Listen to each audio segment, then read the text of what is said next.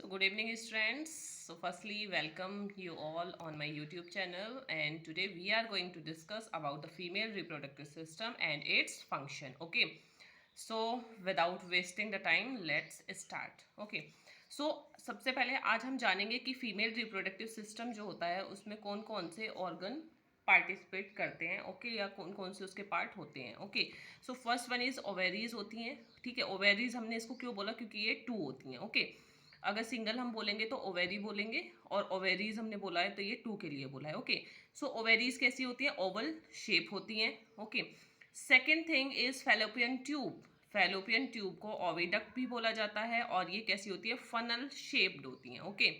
So third one is vagina. Vagina को birth canal भी बोला जाता है. And fourth one is cervix. Okay बेटा. सो अब मैं डायग्राम के थ्रू आपको इनकी स्ट्रक्चर और इनका क्या क्या फंक्शन है वो मैं आपको बताऊंगी. Okay. So let's move to the structure. So this is the structure of female reproductive system. Okay beta. So start with the ovary. So these are ovaries. Okay. First one this and second one this. These are the ovaries. Okay. So what is the function of ovary? बेटा सबसे पहले ovary के function को हम जानेंगे. Ovary क्या करती हैं, ओवम को प्रोड्यूस करती हैं या एग को प्रोड्यूस करती हैं. ओके. एंड इसके साथ साथ ये हॉर्मोन्स भी रिलीज करती है. कौन कौन से हॉर्मोन्स होते हैं, एस्ट्रोजन एंड प्रोजेस्ट्रॉन. ओके बेटा. सो मैंने अभी आपको बताया ओवेरीज का क्या वर्क होता है. ओवेरीज एक तो ओवम को प्रोड्यूस करती है, and second one is hormones को भी ये रिलीज करती है.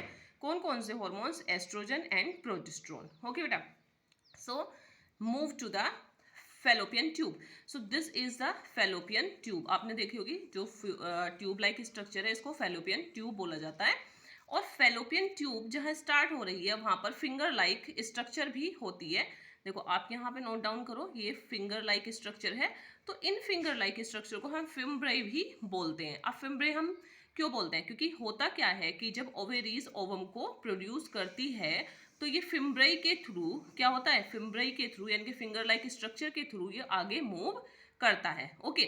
सो अब क्या हुआ, ओवेरी ने क्या किया, एग को रिलीज किया और ये फिम्ब्रे के थ्रू फेलोपियन ट्यूब तक पहुंच गया. Okay. So next thing is, यहाँ पर देखिए इसको वेजाइना बोलते हैं और यहाँ पर ये सर्विक्स है. ओके बेटा.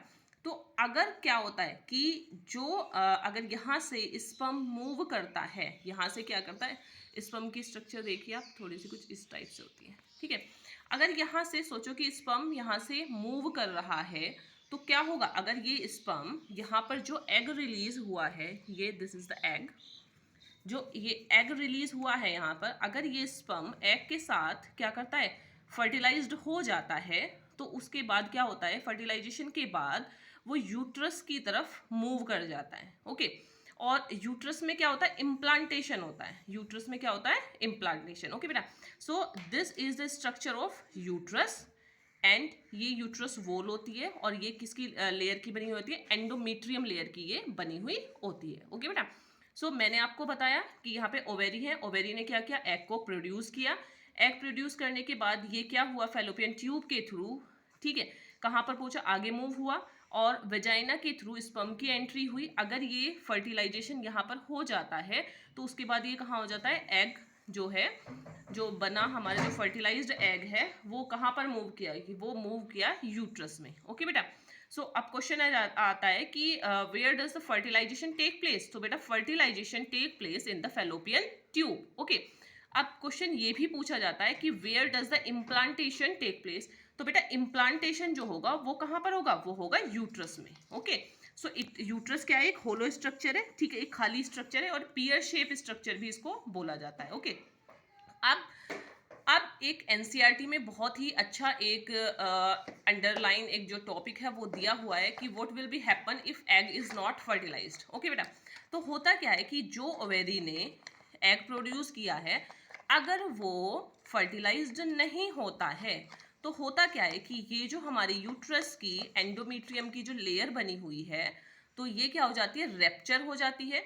और रेप्चर होने के बाद क्या होती है, through out the vagina in the form of blood and some mucus also secrete from this particular site. Okay. So this particular thing is also known as menstrual cycle. Okay beta.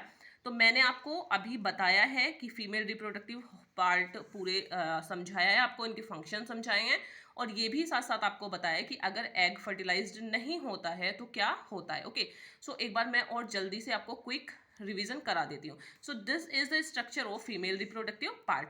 तो हम start करेंगे ovary से। Ovary क्या करती हैं, egg को या ovum को प्रोड्यूस करती हैं, फिर वो एग फिम्ब्राई के थ्रू कहाँ पर जाता है, फेलोपियन ट्यूब में जाता है। ठीक है, तो फेलोपियन ट्यूब में अब चांसेस क्या होते हैं कि अगर वेजाइना के थ्रू कोई स्पर्म आ रहा है और फर्टिलाइजेशन यहाँ पर हो गया है, अगर वो एग फर्टिलाइज्ड हो गया है तो कोई प्रॉब्लम ही नहीं है। उसके बाद क्या होगा, जाइगोट बन जाएगा, जाइगोट के बाद एम्ब्रियो बनेगा, और एम्ब्रियो के बाद वो फीटस बन जाता है, और यूट्रस में क्या होता है, उसका इम्प्लांटेशन हो जाता है। ओके, बट अगर क्या होता है कि एग फर्टिलाइज्ड नहीं होता है, तो ये हमारा यूट्रस है, यूट्रस जो किसका बना हुआ है, एंडोमेट्रियम वॉल का बना हुआ है।